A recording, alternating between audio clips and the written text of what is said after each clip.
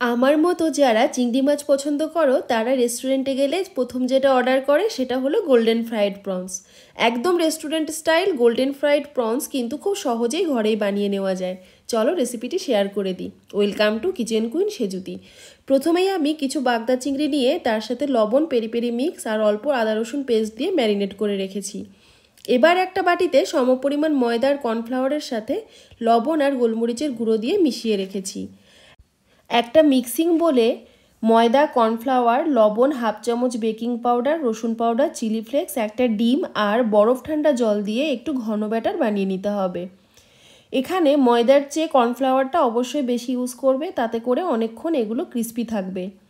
প্রনসগুলো ভাজার আগে ব্যাটারের মধ্যে অল্প পরিমাণে বাটার মিশিয়ে একটা চিংড়ি মাছ নিয়ে প্রথমে শুকনো ময়দার ওই মিক্সচারে কোট করে নিয়ে তারপরে ব্যাটারে ডুবিয়ে বেশ গোল্ডেন কালার করে ভেজে নিতে হবে।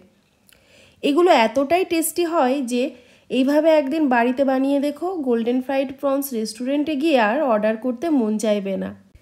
চিংড়ি মাছ যেহেতু বেশিক্ষণ ধরে ভাজলে খুব শক্ত হয়ে যায়, সেহেতু ফ্রাই করার সময় গ্যাসের ফ্লেম হাইতে রেখে অল্প সময়ে ভেজে তুলবে।